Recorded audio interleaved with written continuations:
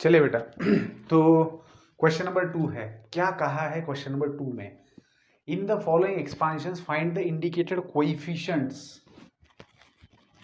Find the indicated coefficients x cube in this. ठीक है, तो हमें क्या करना है, कोएफिशिएंट ऑफ एक्स क्यूब निकालना है इसके अंदर। अब देखिए इस क्वेश्चन को अच्छे से समझ लेना है कि कैसे किया जा सकता है। इसको सॉल्व करने के लिए भी हम r प्लस वंथ टर्म यानी जनरल टर्म का यूज करेंगे। समझते कैसे करेंगे, देखिए एक तरीका है करने का जो ऑर्थोडॉक्स वे है कि भैया इसको सिंपली बाइनोमियल थ्योरम का यूज करके एक्सपांड कर दो, जहां पर भी एक्स क्यूब दिखेगा उसका कोएफिशिएंट लिख दो। अब पूछते क्या है वो कि इस एक्सपांशन में एक्स क्यूब का कोएफिशिएंट क्या है ये बताइए हमें। अब वो टर्म के बारे में नहीं पूछ रहे, अब हमें नहीं पता कि इस एक्सपांशन में कितने नंबर की टर्म एक्स क्यूब आता है, कितने नंबर के टर्म के अंदर एक्स क्यूब आता है। तो ये दिक्कत है यहाँ पर। तो इस दिक्कत को ओवरकम कैसे करना है, देखिए हम सबसे पहले क्या करेंगे, हमारा एक्स बाइनोमियल क्या है, एक्स स्क्वायर प्लस 3√2x⁻⁹। तो हम इस बाइनोमियल के लिए आर्थ टर्म निकालेंगे हमारी। ठीक है, तो कैसे निकालेंगे वो आर्थ टर्म, देखिए आर प्लस वंथ टर्म निकालेंगे हम लोग। ठीक है ना, अब आर प्लस वंथ टर्म होता है फॉर्मूला हमारा N C R into A raise to N minus R into B raise to R. ठीक है, तो आर प्लस वन तो एज इट इज आएगा, this is equal to N, N मतलब 9, C R. अब हमें पता नहीं है कि आर का वैल्यू क्या है। अब ए रेस टू ए मतलब X square raise to N minus R, N minus R का मतलब 9 minus R into B raise to that is 3√2 divided by X raise to R. ठीक है, अब हमने आर प्लस वंथ टर्म यहां पर फाइंड आउट किया है। ठीक है, अब ये जनरल टर्म है, मतलब जैसे आप आर का वैल्यू रखेंगे इस एक्सपांशन का वो पर्टिकुलर टर्म आपको मिल जाएगा। ठीक है, तो इस एक्सपांशन का आप लोगों ने यहां पर आर प्लस वंथ टर्म मतलब जनरल टर्म लिखा है। अब हमें क्या चाहिए, हमें एक्स क्यूब कौन से टर्म में आता है देखना है। तो हम लोग क्या बोलेंगे कि भैया ये जो टर्म आपने लिखा है ना, तो इस टर्म के अंदर एक्स क्यूब है। अगर ऐसा दावा हम लोग करते हैं तो इसमें होगा क्या, अगर इस टर्म के अंदर एक्स क्यूब है तो इसका मतलब ये होता है कि आपको x का पावर 3 से इक्वेट करना पड़ेगा। समझ रहे हो बात को, एक सेकेंड जी। हमें क्या करना है बेटा, अब हम लोग क्या करेंगे, सारे x के टर्म्स को एक साथ ले लेते हैं। जैसे मान लीजिए ये तो कांस्टेंट है 9CR, इसको हटाइया। अब ये बन गया x रेस टू 2 से मल्टीप्लाई किया 18 माइनस 2r इंटू, यहाँ पर इनको अलग कर लिया जाए 3 into √2 raise to r x raise to minus r। देखिए x का पावर r है, इसको मैंने ऊपर ले आया मैं। अब यहाँ पर देखना क्या होता है, 9CR ये कांस्टेंट है, 3√2 रेस टू r ये भी कांस्टेंट आएगा। इनका बेस सेम है तो बीच में मल्टीप्लिकेशन है तो लॉज ऑफ इंडस्ट्री से इनका एडिशन होगा, तो x raise to 18 minus 3r आएगा। अब बेटा ये आपका r प्लस वंथ टर्म है। ठीक है, अब मैं ये दावा करूंगा कि मुझे जो भी टर्म का कोएफिशिएंट चाहिए, मुझे यहाँ पर एक्स क्यूब का कोएफिशिएंट चाहिए, तो मैं ये कहूंगा कि भैया ये जो टर्म है ना, इस टर्म में एक्स क्यूब आता है। ठीक है, तो मैं यहां पर कहूंगा T R plus one contains x cube, contains x cube. तो अगर ये टर्म एक्स क्यूब कंटेन करता है तो इसका मतलब है कि this must be equal to 3। ठीक है, सो दिस इंप्लाइज, अगर ये मैं ये दावा कर रहा हूं कि ये टर्म एक्स क्यूब कंटेन करता है तो यहां पर ये पावर और ये पावर सेम होना चाहिए। तो मैं इसको इक्वेट करूंगा 18 माइनस 3r को 3 से, तो मुझे 18 minus 3 is equal to 3r, that is r का वैल्यू मिल रहा है मुझे 5। तो मतलब समझ रहे हो, आपको r का वैल्यू मिल गया कि जब आपका x का पावर 3 आएगा। तो हर इस टाइप के हर एग्जांपल में आपको r प्लस वंथ टर्म निकाल के उसके अंदर x की जितने भी टर्म्स है उनको एक साथ लाना है, एक ही टर्म रहनी चाहिए ताकि आप उसको इस प्रकार से लिख सको। जैसे अभी मान लीजिए अगर इसको लिखना है आपको तो इसकी r प्लस वंथ टर्म निकालेंगे और दावा करेंगे कि वही टर्म के अंदर x रेस टू 8 आपका मौजूद है, तो जो भी x का पावर रहेगा उसको इसके साथ में इक्वेट करना पड़ेगा। इसका मतलब क्या हो रहा है समझ रहे हो, ये जो r का वैल्यू है, r का वैल्यू 5 लेने से आपको इस टर्म के अंदर, मतलब r का वैल्यू अगर यहां पर रखेंगे 5 तो इसका मतलब हो रहा है कि 6th टर्म में आपको x क्यूब मिलने वाला है। समझ रहे हो बात को, सिक्स्थ टर्म में आपको एक्स क्यूब मिलने वाला है, ये यहाँ पर मतलब है। तो हमें वही तो फाइंड आउट करना था, हमें एक्स क्यूब का कोएफिशिएंट निकालना था, लेकिन हमें पता ही नहीं कि एक्सपांशन के अंदर कौन सी टर्म है जो एक्स क्यूब को लिए बैठे है। तो वो यहाँ पर पता चल गया कि भैया वो सिक्स्थ टर्म है, तो बात खत्म होगी। अब आर का वैल्यू 5 मिला है तो ये इसके अंदर डाल देंगे, ये तो कोएफिशिएंट है, अगर ये एक्स क्यूब है तो ये उसका कोएफिशिएंट है। Therefore coefficient is equal to, coefficient हमारे सामने है, कोएफिशिएंट क्या है 9CR इंटू 3√2 अब हमें पता है आर का वैल्यू क्या है 5 है, तो वहां पर रख दो 9C5 इंटू 3√2 अब ये कैलकुलेशन करेंगे 9 8 7 6 5 डिवाइडेड बाय 5 4 3 2, ठीक है।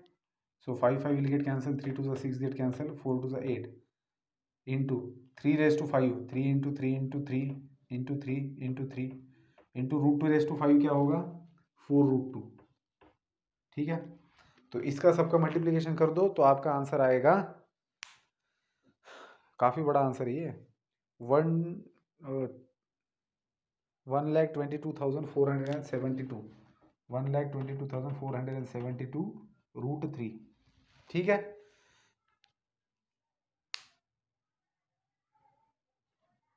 ओहो मैंने क्या गलती कर दी, √2 है, सॉरी 3 नहीं √2 है, तभी तो मैं बोला इतनी बड़ी गलती कैसे। तो बच्चे समझ गए आप लोग कैसे आ गए ये, देखो बेटा यहाँ पर ये कोएफिशिएंट आया है जो हमें फाइंड आउट करना है। हमें क्या फाइंड आउट करना है, इन the following expansion find the indicated coefficient. Indicated coefficient मतलब एक्स क्यूब का कोएफिशिएंट, x⁸ का x⁹ का। इसको सॉल्व करने की तरकीब क्या है हमारे पास, जो भी एक्सपांशन दिया है उसका r+1 टर्म निकालो, x के टर्म्स को इकट्ठा कर दो और दावा ठोक दो कि भैया यही टर्म के अंदर आपका x क्यूब x⁸ जो भी है मौजूद है। तो ऐसे होने से आपको x के पावर को इक्वेट करना पड़ेगा और उससे आपको क्या मिल जाएगा, r का वैल्यू मिलेगा, मतलब आपको टर्म पता चलेगी कि किस टर्म के अंदर वो है। तो कैलकुलेशंस थोड़े से बड़े हैं, इसके अंदर फास्ट करने की आदत डालनी होगी। तो मैं इसको हटा देता हूँ, अगला कोई भी एक डिस्कस करेंगे हम लोग, ठीक है। जैसे मान लीजिए लास्ट वाला डिस्कस करते हैं, इसके अंदर तो ये भी नेगेटिव है, ठीक है ना। तो आप उन लोगों को x⁻⁻20 का कोएफिशिएंट चाहिए और बाइनोमियल है x³ -1/2x²⁵ अब मेरे पास क्या है, मैं क्या करूंगा इसके अंदर, मैं इसके अंदर r+1 टर्म निकालूंगा। सो TR+1 इज इक्वल टू क्या होगा, NCR a⁻n−r इंटू b⁻r। अब मेरे पास n का मतलब 5 है, CR इंटू a का वैल्यू है x³ और n मतलब 5 - r इंटू b। अब b देखना क्या लिखना है, नेगेटिव के साथ में लिखना है b को, इस बात को भूलना नहीं है। तो b आएगा -1/2x², ठीक है, और पावर आएगा आपका r एज इट इज। अब यहाँ पर भी x है और यहाँ पर भी x है, तो उनको साथ में लेना पड़ेगा, ठीक है। तो सबसे पहले मैं कांस्टेंट को बाजू में हटा देता हूँ, 5CR कांस्टेंट है, यहाँ पर ये बन जाएगा x⁻15 - 3r इंटू यहाँ पर -1/2r को बाजू में हटाएंगे तो ये ऊपर आने के बाद x⁻2r बन जाएगा। सो 5CR इंटू -1/2r, तो x⁻15 - 3r -2r, ठीक है। तो बेटा 5CR into -1/2r into x⁻15 - 5r, तो ये है आपका TR+1, r+1 टर्म है आपका ये। अब इस टर्म के अंदर हम लोग ये दावा करेंगे कि यही टर्म हमारा x⁻20 वाला टर्म है ये, ठीक है।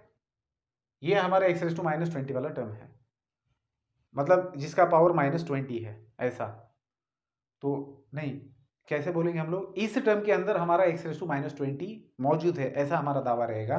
सो this term contains TR+1 contains x⁻20 and this implies that this 15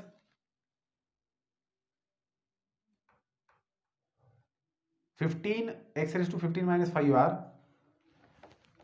15 - 5r is equals to -20, ये हमारा दावा था।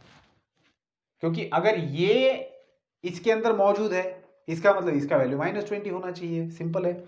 तो दैट इज दिस इंप्लाइज, या फिर दैट इज, ये इधर आएगा तो 35 बनेगा, उधर जाएगा तो 5r, तो r का वैल्यू बन गया बेटा 7। अब बात खत्म।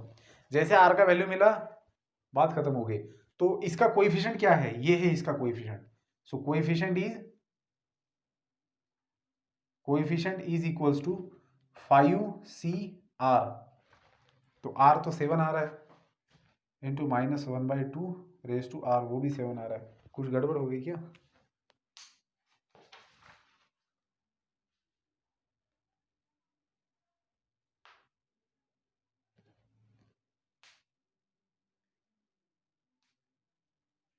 अच्छा, मैंने यहाँ पर गलती कर दी बेटा, ये 15 है, तभी तो मैं बोलूँ कि क्योंकि ये नंबर बड़ा हो ही नहीं सकता इससे। तो ऐसे होता है देखो, मतलब हमने सब सही सॉल्व किया एग्जाम्पल के हिसाब से, लेकिन एक नंबर गलत लिया तो जब ही समझ में आ गया। तो बेटा यहाँ पर 15 है, अब यहाँ पर 15 है तो सभी चेंजेस करना पड़ेगा, यहाँ पर 15 लेना पड़ेगा, यहाँ पर भी 15 आएगा, ठीक है ना। तो ये 45 बन जाएगा -3R, ये 15CR, फिर ये -1/2 एक्स रेस टू,